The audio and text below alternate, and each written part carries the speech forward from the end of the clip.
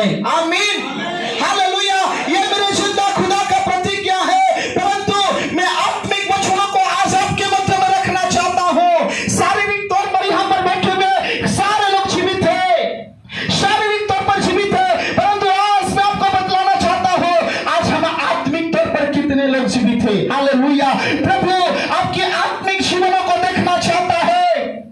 आज बहुत सारे लोगों की जिंदगी को देखिए, वे शारीरिक तौर पर तो जिंदा जरूर है, परंतु आत्मिक तौर पर क्या हुए हैं? मरे हुए हैं। आत्मिक तौर पर मरे हुए। इसलिए यीशु ने कहा मुझे विश्वास कर तो तू क्या हो जाएगा? जीवित हो जाएगा। मुझे विश्वास कर तो तू जिंदा हो जाएगा। यदि आपका जीवन आत्मिक तौर पर मरा हुआ है तो भी मेरा यीशु जिंदा है, ताकि आपको शारीरिक तौर पर ही नहीं परंतु आत्मिक तौर पर भी प्रभु क्या करने वाले हैं? जिंदा करने वाले हैं। हालेलुया। जब इस वचन को मैं पढ़ रहा था तो मेरे मन में कुछ सवाल आए। मैं जानता हूं बहुत सारे लोगों के आत्मिक जीवन मरा हुआ होता है, बहुत सारे लोगों के आत्मिक जीवन मरा हुआ था। मैं दो बातों के स्थान पर कहना चाहता हूं।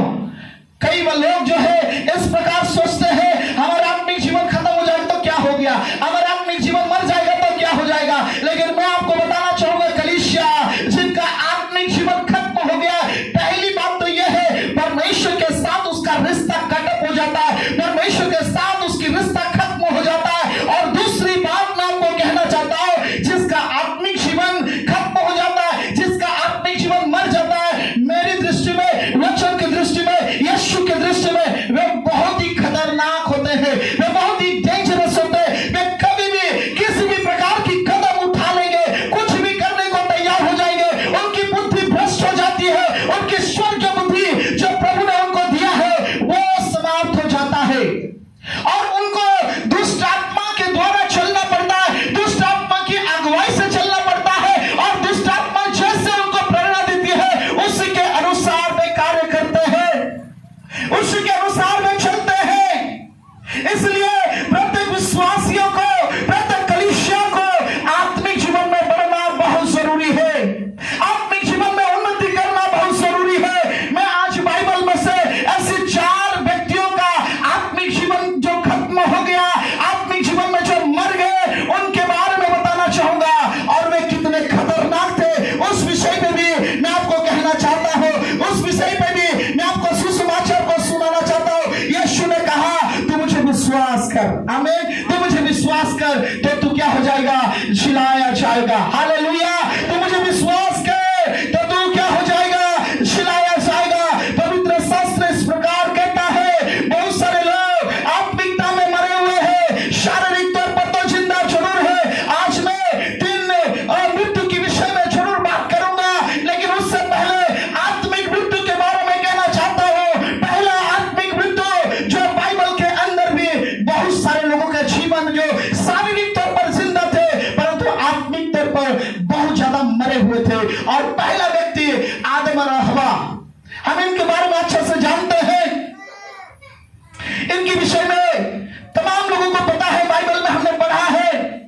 ये परमेश्वर ने इनको अपने स्वरूप में बनाया, आदम को अपने स्वरूप से बनाया और अपनी सांस से उसके अंदर डाली, बल्कि वचन बतलाती है। हवा को भी परमेश्वर ने पुरुष की हड्डियों से तैयार किया और अपने सांस को उसके जीवन में दिया। ये 2 व्यक्ति आत्मिक थे। शब्द में बताकर के आगे की ओर बढ़ना चाहूंगा। मैं इनके विषय में बतलाना चाहूंगा।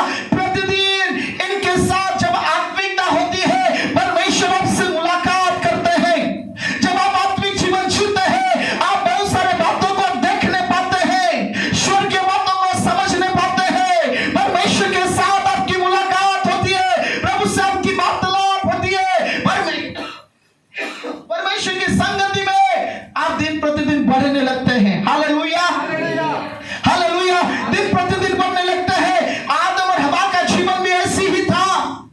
प्रतिदिन ये परमेश्वर के संगति में बढ़ रहे थे, प्रभु से वार्तालाप कर रहे थे, प्रभु से बातचीत कर रहे थे, प्रभु की बातों को समझ रहे थे। लेकिन जिस दिन इनकी आत्मिकता खत्म हो गया, ये परमेश्वर के आज्ञा के विरोध में कार्य किए।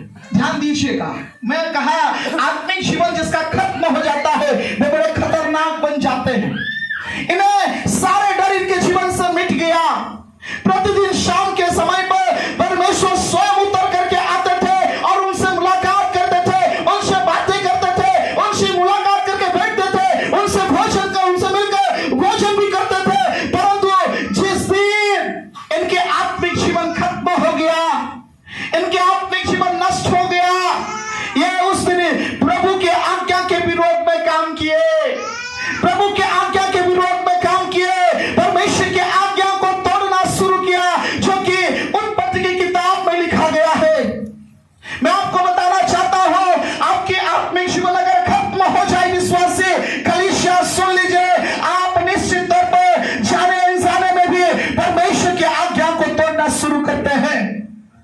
आपको समझ में नहीं आता, परंतु आप उसकी आज्ञा को तोड़ना शुरू करते हैं। मैं आपको कहना चाहता हूं, मेरा यीशु इसलिए जिंदा हुआ ताकि आपके आत्मिक जीवन को भी क्या कर सके, जिंदा कर सके। हालेलुया, आपके आत्मिक जीवन को जिंदा कर सके। दूसरे व्यक्ति के बारे में मैं कहना चाहता हूं, शाऊल राजा के बारे में तमाम लोगों को पता है। वो इस्राएल का एक बड़ा राजा था। ध्यान से सुनिएगा, मैं बहुत गहरी बातों को आज बता रहा हूं। शाऊल राजा इस्राएल का राजा था, और बाइबल इस बात को कहती है कि परमेश्वर ने स्वयं अपनी मर्जी से शाऊल को अभिषेक किया। आमीन। अपनी इच्छा से शाऊल को अभिषेक किया। शाऊल कोई ऑर्डिनरी व्यक्ति नहीं था, अभिषिक्त व्यक्ति था। जब तक उसके अंदर आत्मिकता थी, जब तक उसके जीवन में आत्मिकता थी, तब तक जो है वो परमेश्वर के पीछे पीछे चलता रहा। और बाइबल कहती है, जब उसकी आत्मिकता खत्म हो गया ना, उसके अंदर दुष्ट आत्मा आ गया। आमीन, हालेलुया। उसके अंदर क्या आ गया? दुष्ट आत्मा आ गया। वो दुष्ट आत्मा के द्वारा चलने लगा। कई बार जो है दाऊद को हत्या करने के लिए वो भाला फेंका, दाऊद को मारने के लिए कोशिश किया, दाऊद को प्राण हत्या करने के लिए उसने प्रयास किया, लोगों को भेजा। मैं आपको इसी बात को बतलाना चाहता हूं, शाऊल के जीवन में जब तक आत्मिकता थी सब कुछ ठीक था, जब तक अभिषेक बनी हुई थी सब कुछ ठीक था। लेकिन जिस दिन उसकी आत्मिकता खत्म हो गई, उसने दुष्ट आत्मा के द्वारा चलने लगा। आज कलीसिया में तो यही हो रहा है। जो लोग अपने आत्मिकता को खोते हैं, उसके बाद उनके जीवन को दुष्ट आत्मा चलाना शुरू करता है।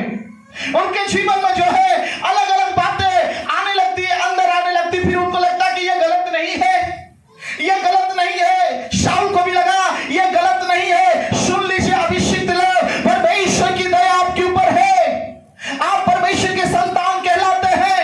यदि आज आपका आत्मिक जीवन मरा हुआ है, तो कहीं ना कहीं आप प्रभु के आज्ञा का विरोध में काम कर रहे हैं। अगर आपके जीवन में आत्मिकता नहीं है, कहीं ऐसा तो नहीं है कि आपको दुष्ट आत्मा गाइड कर रहा है और दुष्ट आत्मा के अनुसार आप चल रहे हैं। आज मेरा यीशु आपको उस बातों से जिंदा करने के लिए इस संसार पर जिंदा हुआ है। आमीन, हालेलुया, हालेलुया। और तीसरे व्यक्ति के बारे में मैं बतलाना चाहता हूं। आत्मिक व्यक्ति था सुलेमान। राजा सुलेमान के बारे में हम जानते हैं। राजा सुलेमान को परमेश्वर ने दर्शन दिया, राजा सुलेमान को परमेश्वर ने ज्ञान और बुद्धि से परिपूर्ण किया। सुन लीजिए इस बातों को भी, जब तक वो आत्मिकता में था उसकी बुद्धि बढ़ती गई, जब तक उसके आत्मिकता में वो था तब तक परमेश्वर उसके द्वारा बड़े बड़े कामों को किया, इस्राएलियों को वो आशीषों को दिया। जब तक वो आत्मिकता में था, दाऊद को परमेश्वर ने कहा तू मेरा भवन नहीं बना सकेगा, परंतु तेरा पुत्र सुलेमान मेरे लिए क्या बनाएगा? भवन बनाएगा। Hallelujah, hallelujah. लेकिन यही सुलेमान जब आत्मिकता से गिर गया, जब इस सुलेमान का आत्मिकता खत्म हो गया, मैं आपको बताना चाहता हूं, अपनी बीवी की बातों को मान करके मूर्ति पूजा करना शुरू कर दिया। मैं इस दावे के साथ कहूंगा सुलेमान स्वर्ग में नहीं जाएगा। दावे के साथ बोलूंगा सुलेमान जो ज्ञानी सुलेमान कहते हैं, क्योंकि बाइबल में उसके बारे में मन फिराव का अवसर उसको परमेश्वर ने नहीं दिया। वो उस मूर्ति पूजा करते करते ही वो मर गया बोल के बाइबल में लिखा गया है। अपने बीवी की बातों में आकर वो मूर्ति पूजा करने लगा। जिस दिन उसके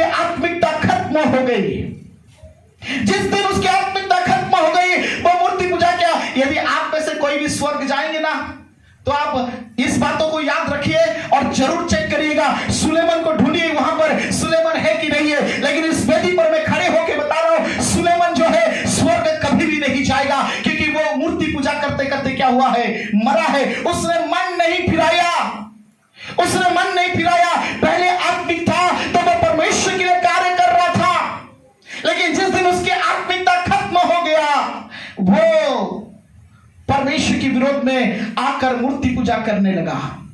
वो परमेश्वर के विरोध में आकर मूर्ति पूजा करने लगा। इसलिए आत्मिकता मनुष्य के जीवन के लिए बहुत जरूरी है। और एक व्यक्ति के बारे में बताना चाहता हूं, जिसका नाम है यीशु मसीह के साथ रहने वाले यहूदा, इस्करियोती यहूदा। बड़ा प्यार करते थे यीशु मसीह उसके साथ, और उससे कहा, इसी यहूदा ने कहा ना कि प्रभु मैं तेरे लिए अपने प्राण को देने के लिए क्या हूं, तैयार हूं ना। जब तक आत्मिकता में था तब तक यीशु से कहा पूरे संसार तुझे भूल जाएंगे, लेकिन प्रभु मैं तेरे लिए अपने जान देने के लिए क्या हूं, तैयार हूं। शायद हमारे कलीसिया की तरह ऐसे यीशु को बोला होगा, मेरा सीना फाड़ के देखोगे तो मेरा यीशु तू ही दिखेगा, मेरे दिल में तू ही दिखेगा बोल करके यहूदा ने भी कहा होगा। लेकिन जिस दिन उसकी आत्मिकता खत्म हो गई, वो 30 चांदी के सिक्कों से यीशु को बेच डाला बोल के वचन में लिखा है। हमारे जीवन में भी जब आत्मिकता खत्म हो जाती है, हम इस तरह के गलत गलत कदम उठाते हैं, और बड़े डेंजरस कदम उठाते हैं, बहुत खतरनाक कदम उठाते हैं। अगर हमारा आत्मिक जीवन मरा हुआ है, यीशु ने कहा तू मुझे विश्वास कर, मैं तुझे क्या करूंगा, जिंदा करूंगा। हालेलुया। तू मुझे विश्वास कर, मैं तुझे जिलाऊंगा। हालेलुया। मैं आज बहुत छोटे से संदेश को आपके मध्य में लेकर